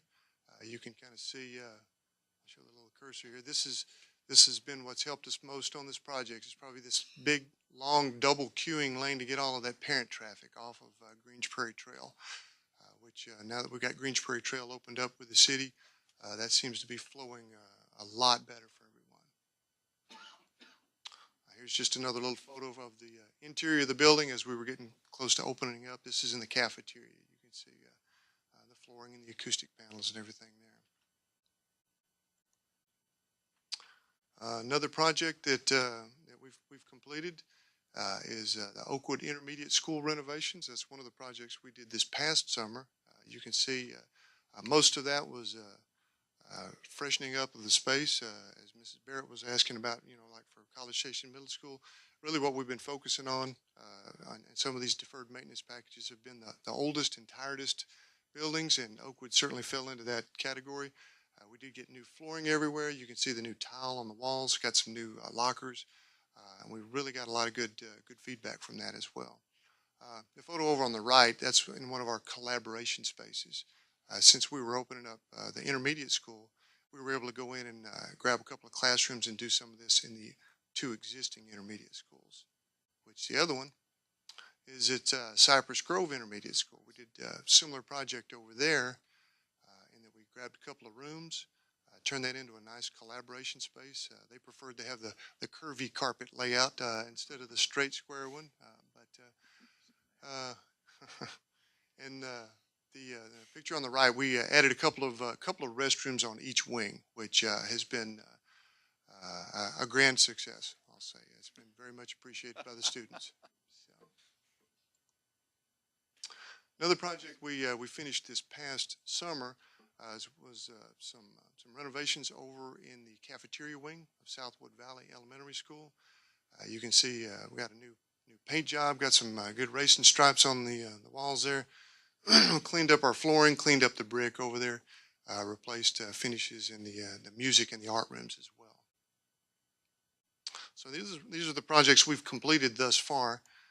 Then we have some construction projects that are still ongoing. The biggest one is our second major project of the bond package, Welborn Middle School. Its GMP was for a little over $43 million, with a total project budget of $51,370,000. So that one was right on budget. Pecan Trail came in a little under budget. This one came in right on budget. We are still in budget for this project. We are running slightly behind schedule with an anticipated completion date of August 6th, 2018. So we're already anticipating a pretty crazy summer trying to get to the finish line with this one, with furniture and everything else. At this time, we're approximately 48% complete on this project and pushing hard. Here's a little aerial photo of Welborn Middle School, and probably should go ahead and notice here that just recently, this is Reuter Road to get your reference point right in front of it. The city has just commenced work on that project. So they've shut that down completely. All of the construction traffic is coming in. This is 2154 Welborn Road back here. So you can see our driveway coming up the backside there. And one other thing, while I've got you looking at the aerial photo, for the parent traffic, that's always such a big issue in that part of the world. This front side right here, kind of on the north side of the project, is where we have the big queuing space on that one. That you'll have a double queuing space for vehicles to go all the way back, loop all the way back to the front of the building, and then finally drop off students there at the front. So that's going to get a a lot of vehicles off of the road, which we worked through a lot of details on that with the city. So. Another photo of Welborn Middle School. This is basically just one of the elevations on the back of the building as they're putting some brick up and trying to get a portion of the building dried in. Our third and final school project, of course, is elementary number 10, which I brought to the school board just last month. The GMP was approved for $22,559,000, and the total project budget at $26.9 million, which was over our budget on this one. So we had intermediate school we came in under. I think the market started catching up with us a little bit on the middle school. We hit spot on with that one. And we had some scope issues and some other issues that we discussed last month about elementary number 10, but we did come in slightly over budget on that one. We did have enough savings to catch that in the overall scheme of things, so that was good. We are still in budget for this project, and we're still on schedule with an anticipated completion date of February of 2019. As you'll recall, we moved 1 year for opening of that school from the fall of 18 to the fall of 19. So we're going to have the luxury of actually a little bit of time on this one where we usually don't. The board did approve this in September of 17, and we do have a permit in hand, and our work is underway. If you've driven past it in the last couple of days, you could see they've scraped off a lot of the trees and started rough grading, so we got a good jump start on the project. We do have one piece of the puzzle that we're reliant on right across the fence from us, and that is the Mission Ranch. The Mission Ranch developers, as part of our purchase of this piece of property, have agreed to construct a sanitary sewer system, which as of today has not yet commenced. We did have an original deadline for completion on our escrow utility agreement with them of October 15th, 2017, about 2 days ago. So as you might imagine, we've been having lots of discussions with them about that. They did give us some revised timelines, which they're saying right now the lift station portion of this work should be completed by the end of 2017. And there are really two parts of a system like this. You have the lift station, and then you have the gravity lines portion, which I refer to as everything else. That's all the manholes and the lines that go zigzagging underground everywhere that you tie into. So we're being told that that work will be completed by the spring of 2018. Since we don't have a whole lot of photos yet, we just included a site plan for us. I would like to point out that we did have to add quite a bit of additional. I'm sorry. Yes, just to give you a reference point, this is Holloman South right here, and this is where Rock Prairie comes in and crosses over, and we're right on that corner. So, and we did, working with the city, have to add quite a bit of additional paving and site work to get everything to fit on this particular site. So other construction projects that are upcoming, we're going to have, similar to what we did at the intermediate schools when we were getting ready to open Pecan Trail, we're doing the same type thing at AMC MS in College Station Middle School for this summer as well, as we get ready to open up Welborn Middle School. Both of these are similar projects. We're going to have, over at AMC MS, we're going to have 2 collaboration areas with access to the back of the school. These will both be on the X building. And they'll both be accessible to the back of the building, back there kind of towards that little creek area. And in a similar manner, College Station Middle School will have 2 collaboration areas. They'll have access to the 2 separate little courtyard areas that are kind of tucked in between the wings of the buildings, one on each side. We have a few deferred maintenance projects coming up like we always do. One of the more significant ones this summer 2018 is for renovations to South Knoll, and we're going to start off with the south half of the main building and the gymnasium building, because these are the final 2 campus locations in the district that are not fire sprinkled. So we'll be able to finally check those boxes off for getting those finished up. And campus locations, right? Not in this building, campus locations. And we will, while we're there, we'll be upgrading ADA access, some restrooms, and picking up some new flooring, paint, tile, ceiling grid, that type of stuff in the south half of the building. with our plans for catching the north half of the building the following summer, 2019. In addition, we have miscellaneous deferred maintenance projects across the whole district, which generally include some roof repair at A&M Consolidated High School. Still have a couple of nagging roof leaks over there that we've been chasing for a while. We're going to finish up really the last piece over at Oakwood by doing some landscaping and relocate the marquee in the front of the building, which is our last couple of little pieces there. We have Cypress Grove underneath the building. We have a sump pump that's giving them problems. So when we get big rains, it tends to collect water under there. We're going to fix that. We have over at Rock Prairie Elementary, we have a little ADA access for getting on for the stage over there. We're going to fix that as well as continue with some replacement of some old HVAC equipment, which has the old expensive R22 refrigerant still in it. So we're going to try to go catch as many of those old units as we can across the district. So with that, I'll open it for any questions or comments you might have. Thank you. Does anybody have any questions or comments? I do. On the elementary school and the deadline, have we discussed that issue with legal counsel to make sure we're not waiving any potential rights related? We have. Okay. Anything else? Thank you. Dr. Yogan, we've got about 6 minutes or so. I was just going to see if we want to go to 5, and I would suggest that we move C3 to next month. We could move to next month, or we could recess and come afterwards. Sure, pleasure of the board. Do you all want to recess and come after the meeting? The meeting's Our meeting is not pretty gonna short. be very long. Would that be all right? Okay. All right. Why don't we go ahead and move to C5 then, consideration, discussion, and possible action related to setting the management oversight workshop for transportation. Well, the setting of the management oversight workshop for transportation seemed to be a little more daunting than we had anticipated. And we have landed on Monday, October the 30th for the date for that. And the location will be the Transportation Center, Side B. We wanted to have it out there to give us an opportunity to kind of look at the site and look at the bays and some of the other things that maybe you haven't seen, or some people hadn't seen at all. Many hadn't seen in a while. The question before the board is, do we want to go 3 to 5 or 4 to 6? We can't do 3 to 5, can we? Yeah, we can. Okay. 4 to 6 would work better, but we could do 3 to 5 because we're meeting basically at the same place. Oh, okay. 3 to 5, 4 to 6.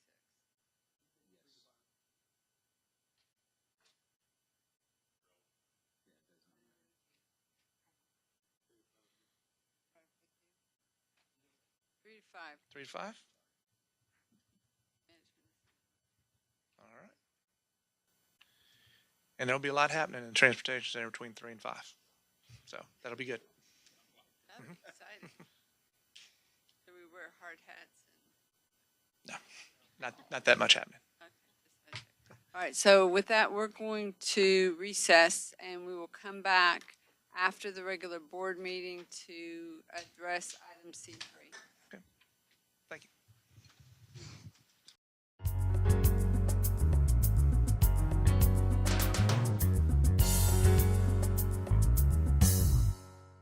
So we are going to go back and call back into session the workshop. C3. Before we go to C3, was there some question about some of the items that we had already discussed? I don't know if it's against the rules. I don't know if we really have rules. To go back and I don't want to extend this conversation a great deal. I guarantee I'm already going to be accused of trying to subvert and say things behind people's back by doing this now instead of before the break. I'd like us to re-talk for just a second about C2, if we can, in middle school branding, since we're still in the workshop. Is that acceptable? I believe it is, yes. Okay. It's still a posted agenda item. We're still in a board workshop. Okay. Well, I think we've all had time to process and think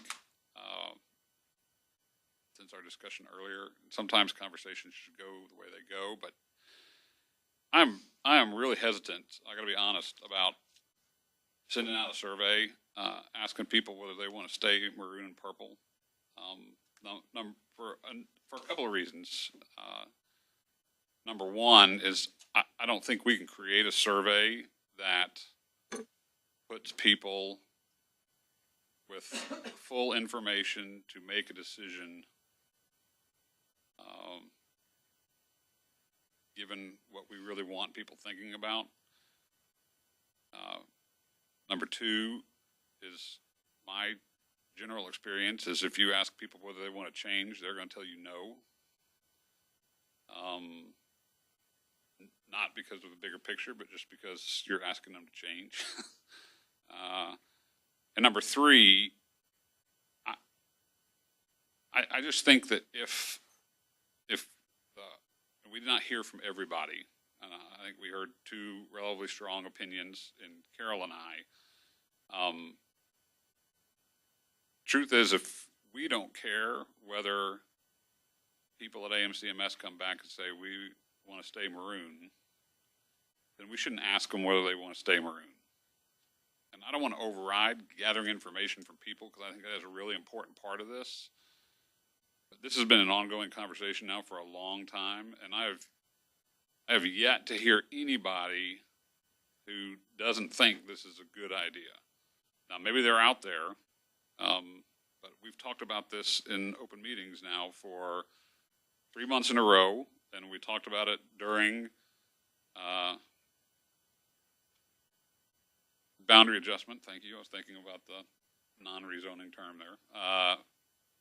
Sorry. I'm hesitant to ask a survey that I'm not going to believe in the accuracy of the data because we didn't give people good enough information.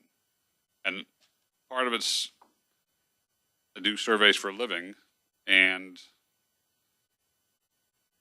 I just think there's an awful lot that's going to have to go into that to make me believe the data that comes out on the other side.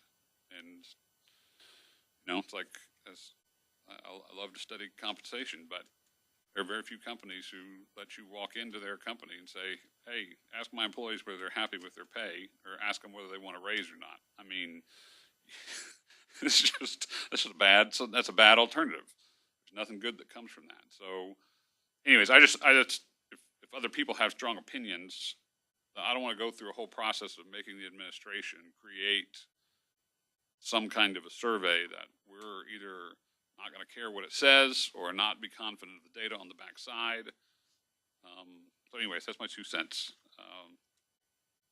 And if everybody's like, no, we just need to move forward with the survey, I'm fine with that. I don't have any qualms about it, but I don't want to, felt like we left it with the administration, given the administration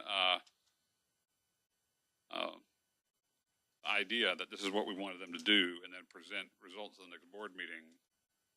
And I don't want them to have to go through that if the truth is we really don't feel that way. So there you go.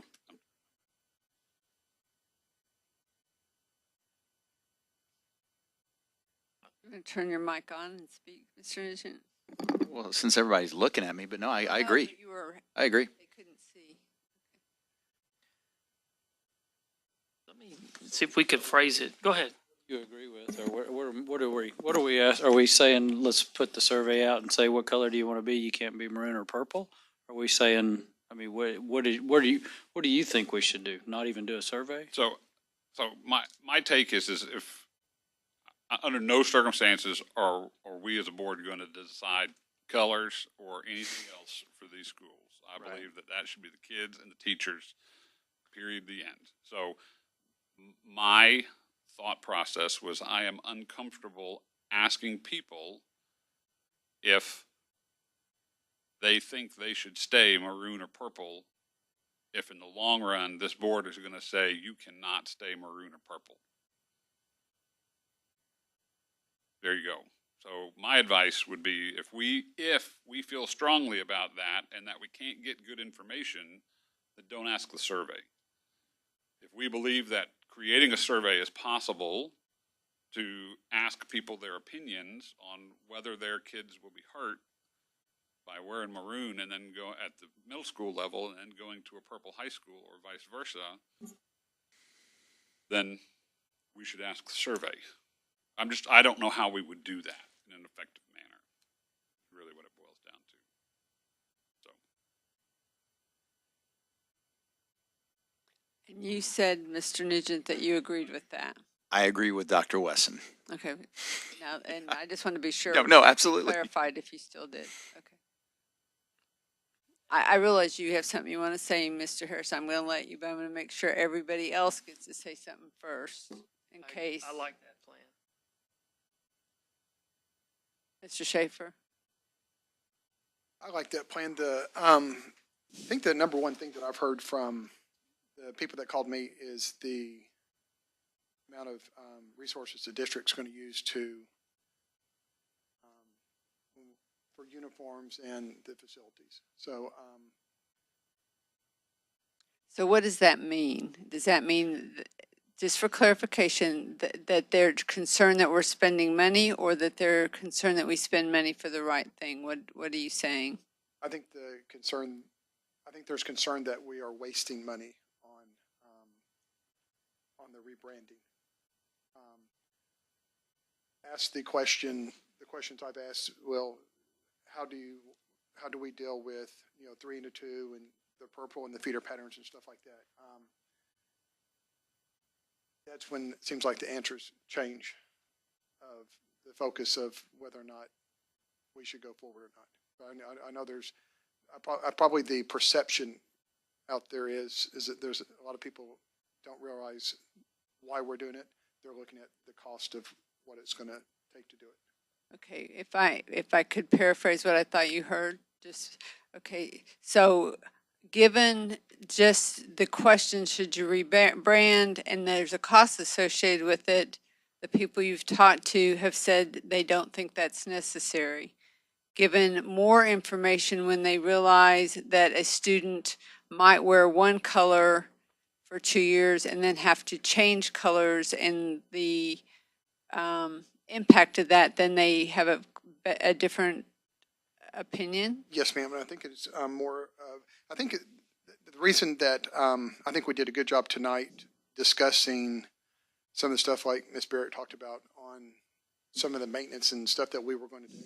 I think that painted a better picture for a lot of people that, yes, this might cost $1 million or $2 million or the $300,000 for the uniforms. I think that goes a long way of saying some of those items. I think we did a good job of explaining that some of that money would be spent otherwise. Okay, all right, thank you. I'm just going to the things that I have heard is once people understand where the money's coming from, if they think it's coming from a teacher resource, that's when they struggle with it.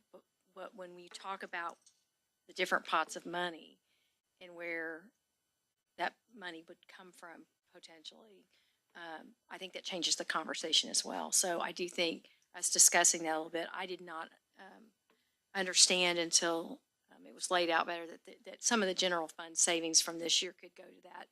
And I think that, talking about us having that discussion about talking about priorities was good, as well as that, some of that stuff is, people hear that and they forget that some of this is a given to us. Of course, we're going to educate people in the school. Of course, we want to pay our teachers. Of course, there's those things that I think as board members, we often assume that the public doesn't assume.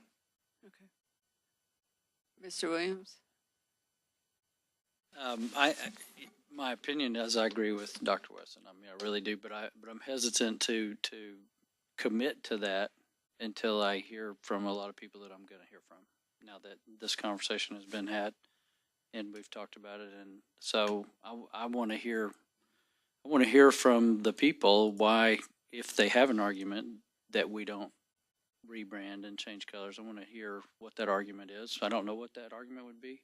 I think it's the best idea to take maroon and purple off the table and let them pick a new color and re-uniform them.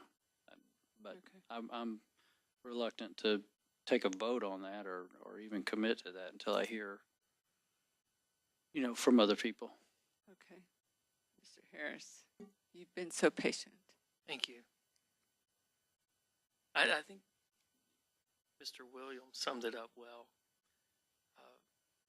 Kind of my thinking on it. I would like to get more information, but I come back to that very point. It's, are we going to change the color? And if so, do we take maroon and purple off the table because we think maroon and purple at those levels are a problem because there will be kids who are going to the other high school. And I think what we all need to do is come to grips with that point and whatever information we need between now and our next meeting so that we can have a definitive answer to that question is what we need to do. I agree with Dr. Wesson's assessment. When you really start thinking about trying to structure that survey,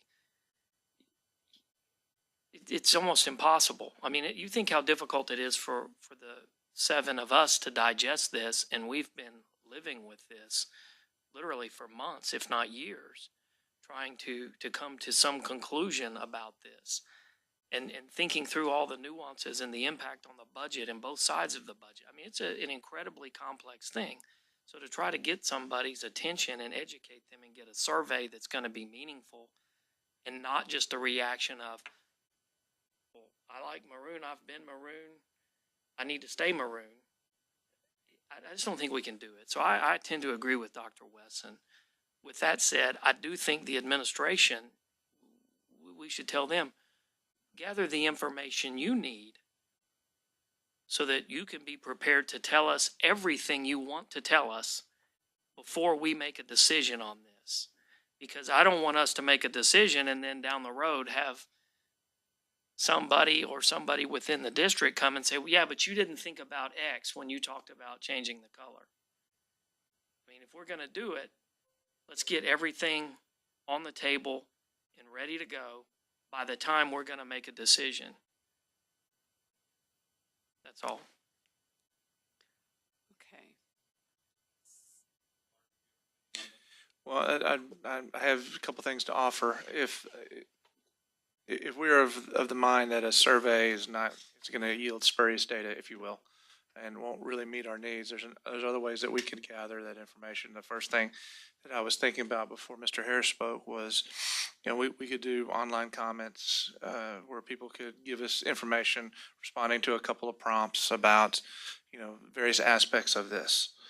Not, do you think we should do it, but is it important to have, for our middle schools to have a unique identity for the kids that are there for 2 years? We could put a financial question there. We could put a series of 2 or 3 questions that we could gather specific feedback on that we would think is important. That might be one way of gathering feedback. Another way could be just the compilation. This may be a horrible idea, and I was told once you never start off with that, saying it could be a horrible idea. This probably is. That's a horrible idea. Perhaps we go and try to develop a more robust, from various stakeholders, compilation of pros and cons versus each one. Because we've talked about some of those from various different people's aspects. There's a financial pros and cons. There's a logistics pros and cons. There's a pros and cons of whether kids should have that opportunity, and really try to craft those through getting feedback from other stakeholders. So we willing to talk about that or other ways to get feedback. I do lean towards where Mr. Williams and Mr. Harris are, that I believe we should be going about the process of getting some feedback to help inform our decision on this. Just don't know exactly what that looks like.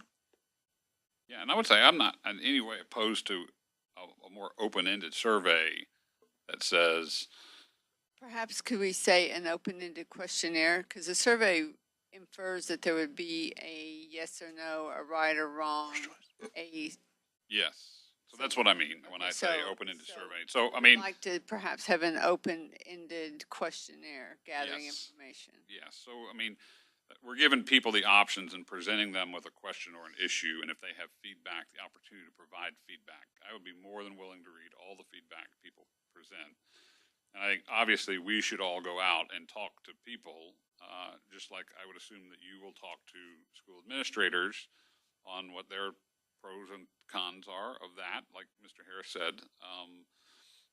So I'm not opposed to a survey. I just think if we ask the question in a way that says, do you want to stay maroon to AMCMS people, and do you want to stay purple to College Station Middle School people, I know what the answer is going to be. I believe I know. I mean, obviously, maybe I'm wrong, but I'm just, having done this long enough in different ways, I just, so do you think it's, I think those are great questions.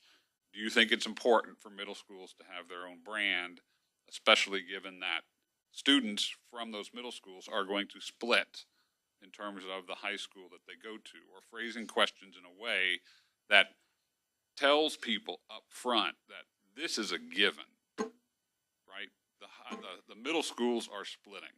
So there will be a great segue, because it was the only topic that the local news station was interested in today. So that will, just FYI. No, and I think that's fantastic. So, I mean, I mean, there you go. We probably get some feedback anyway on that, right? The other thing too is that on that questionnaire, if there's some way to ask some of those questions without, if money weren't a concern, kind of thing, because I want to know what their ideas are, and then you can add the money question. But sometimes you get a very different take when people don't think about money for a minute, and then we can. I feel certain that we will work within the limits of our budget as a district and as a board. So I'm not as concerned about that part of it. But what I really want to know is, we sit around here and we discuss, is the building important to people? Is it or isn't it? And I hear sometimes it is, but as a whole, maybe it's not as important as perhaps I think it is. But I'd like to know what, if we're going to ask that question, ask about the building itself too. I would say this in the hope of moving us forward. Clark, I'm going to assume that you have the gist of what we mean by all of this. And I'm 100% in terms of collecting feedback from people, but let's not put them in a position, let's put them in a fair position when we ask the questions. And I have every faith that you will have the ability to come up with a survey that will do that. And if a questionnaire, same difference to me. It's not. So questionnaire. All right. It's called questionnaire. Let's use that term. That's fine. A feedback seeking instrument online or wherever. You get the sense of what we're talking about, right? I mean, I get the sense. And right now, as I sit here, at 8:05, I don't exactly know what that looks like. And that's but, fine. We've got great staff to work on that. I've got full faith and confidence that you'll be able to do something with it. And if you don't, then just hold off and we'll ask people the following month. I mean. Okay, thank you for There that. you go. Thank you for bringing that. So we're going to move on to C3, consideration, discussion, and possible action related to the visit to Steele Accelerated High School. Dr. Ely. Thank you, Madam President, members of the board. Appreciate everybody staying afterwards so we could go over this particular item because it is very timely. For those who are in the audience or might be watching the video, we did take a couple weeks ago a trip up to Dallas for the Texas Association of School Boards annual convention.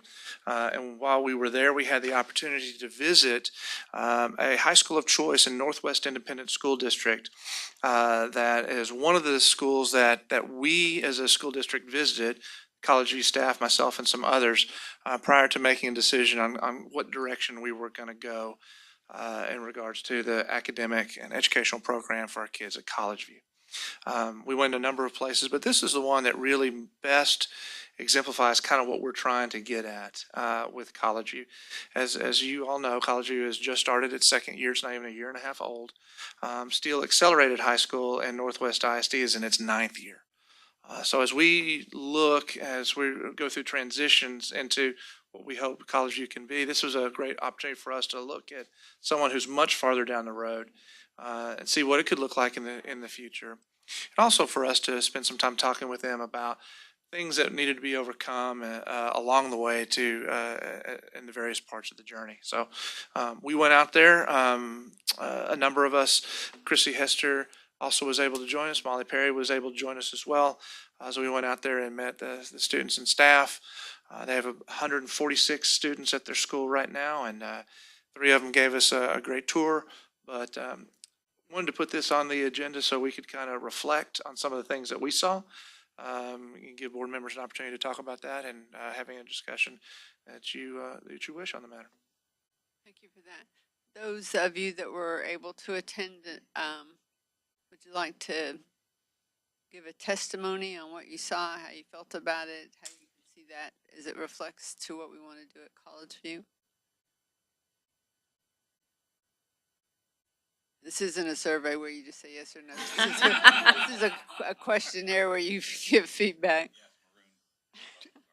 Tell you what, it was very, very impressive. The atmosphere was very contagious. I don't think it was just the 3 students that gave us a tour. From the moment we walked in, between the office, the director, I mean,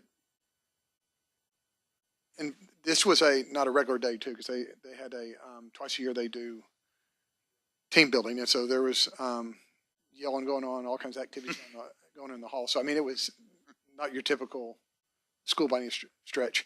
I think the thing that I walked away with was it had very good leadership. There's very much vision. You could tell all the way down from, they had a cosmetology program, but I mean, even from the students all the way to the top, the very, very dynamic. Everybody was excited to be there, not just the faculty director, but also the students. I think you'd have had a hard time pulling anybody, staff or student, at any given time out of the hall and saying, what is this place all about? And they would probably be able to articulate that and be excited about it and make you want to buy in. It was, and I think it's probably leadership. It was a tremendous amount of that. I think the leadership was fantastic. Facility was great. I mean,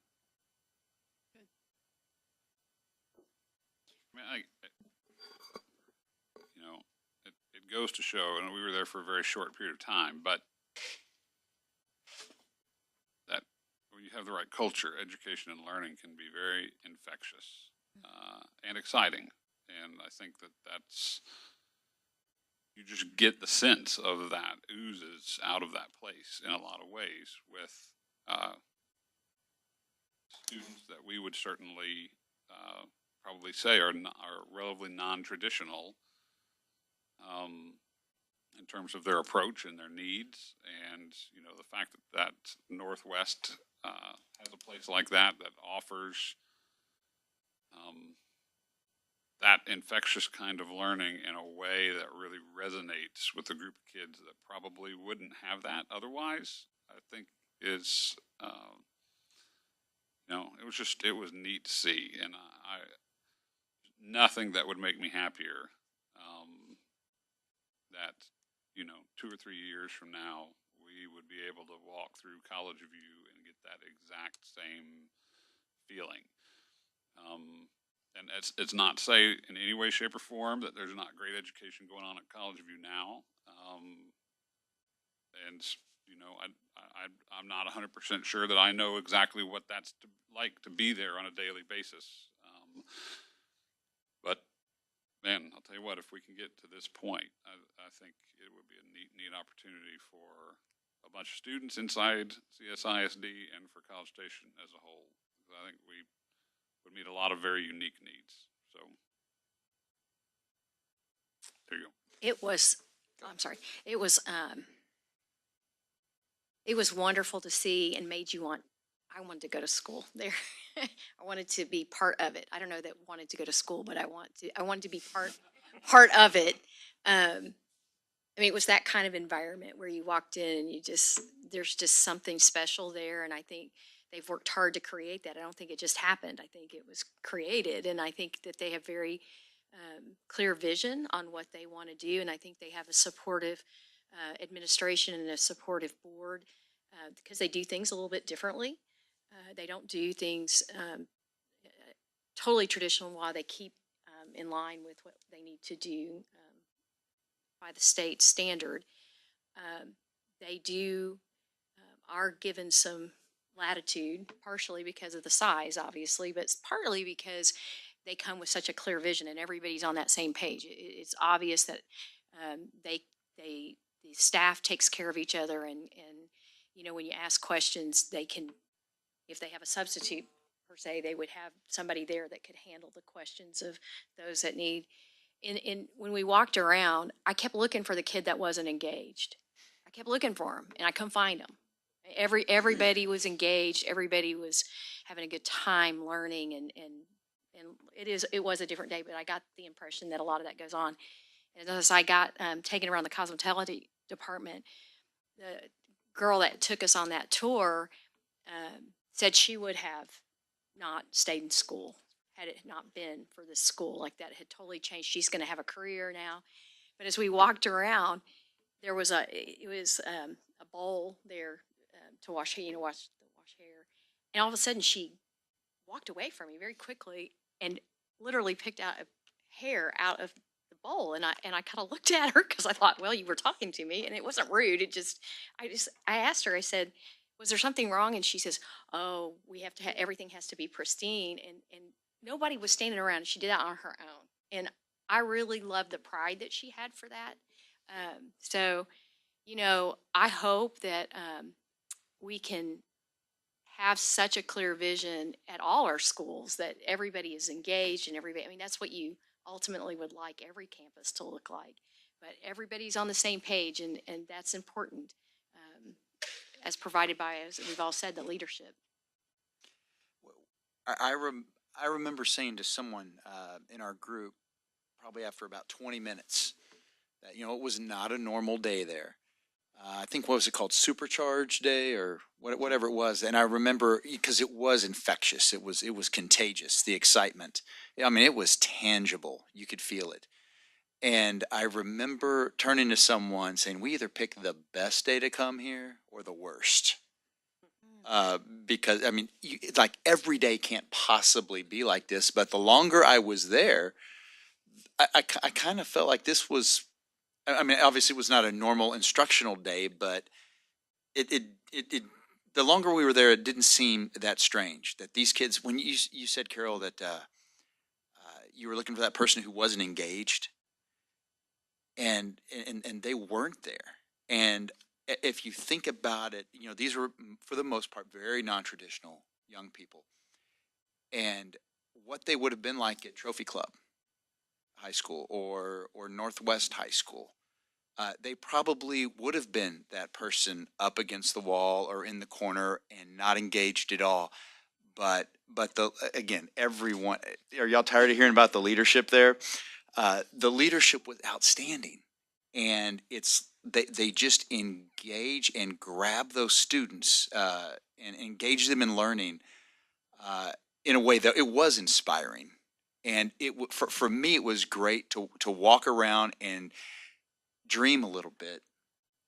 That and just to confess, I'm thinking the whole time, College View. You know, College View could be this way in a couple years. It gave me a visual representation.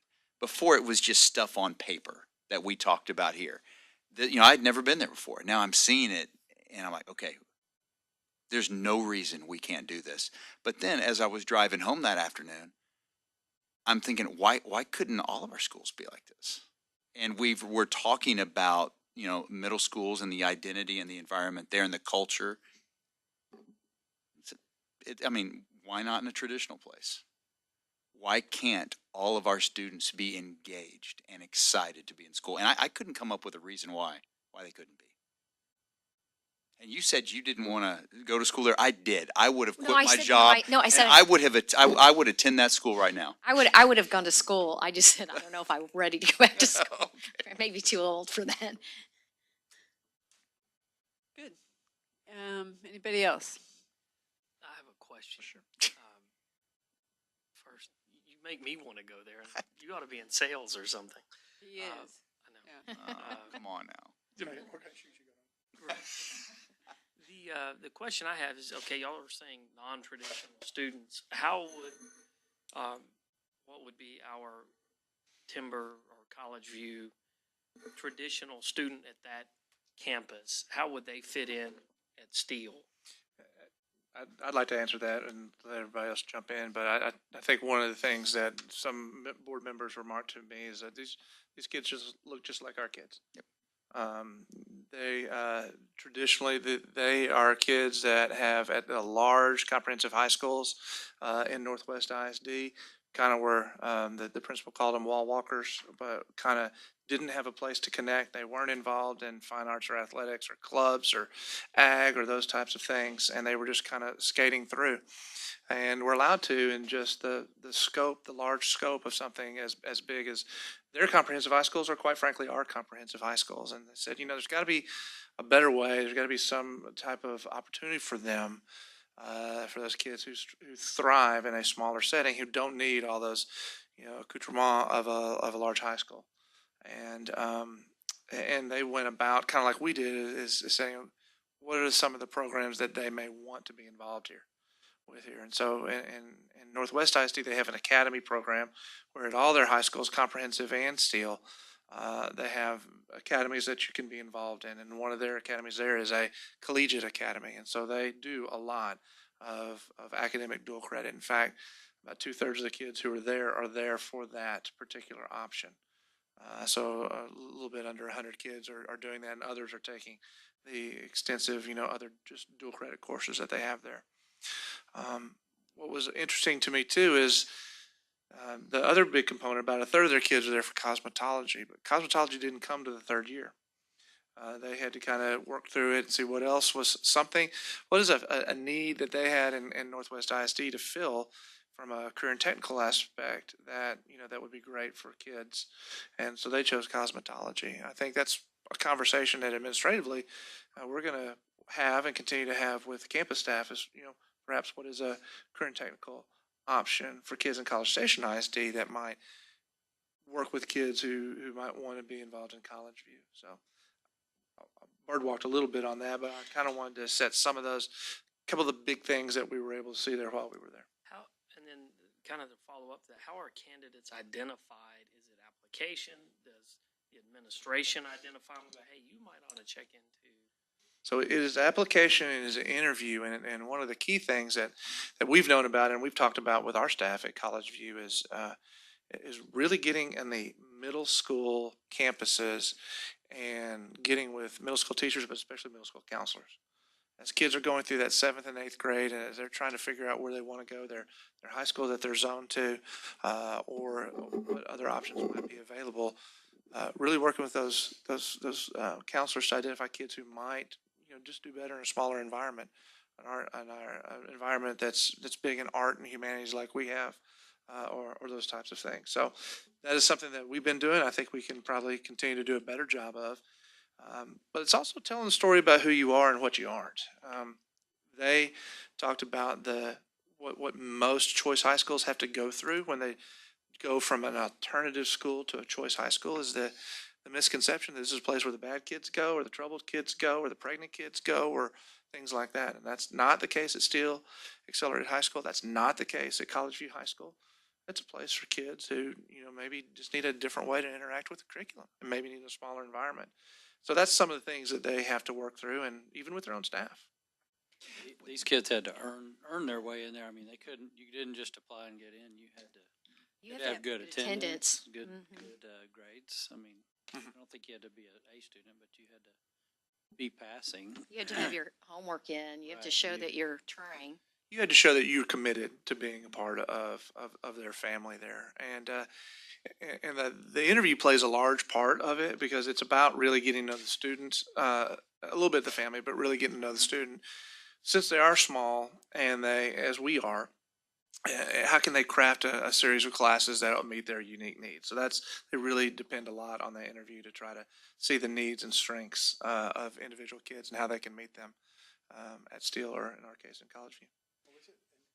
An A card, what was the card called? A1. The A1?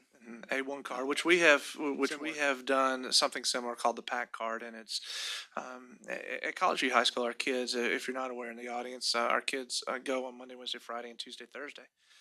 Starting to assimilate a little bit to that college lifestyle. If you've got to go to school your classes meet every other day. Well, that's one of the big changes that happens when you go to college. Another big change that happens when you go to college is you got to learn how to manage your free time. An A1 card like they have at Steele, or the PAC card that we have at College View, allows kids who have met certain grade and behavior and attendance requirements get the opportunity to leave class at the end of instruction and go and take care of their own needs. They can go hang out, they can go play a game of ping pong, they can study with a friend, they can get on their phone, they can go to other parts of the school. It gives them the opportunity to, in a controlled setting, understand how to use that free time. And if they don't use the free time adequately, it gets revoked for the rest of the 6 weeks. And so that's something that we have incorporated as well. I think that's as a father of 2 college students and 2 hopefully college students, if we could learn how to manage our free time while we were still in high school, that would be a great thing. Because you're going to have a lot of it when you go to college, and how do you manage that? Well, and they can take your card away from you at any time given, but in their case, I don't know if it's a pack, but they do every 3 weeks. But if everybody's at school, if they get 100%, they get extra 5 minutes at lunch. It doesn't cost the district anything, doesn't cost anything, but everybody gets 5 minutes extra for lunch. I was like, okay, she says that's a big deal.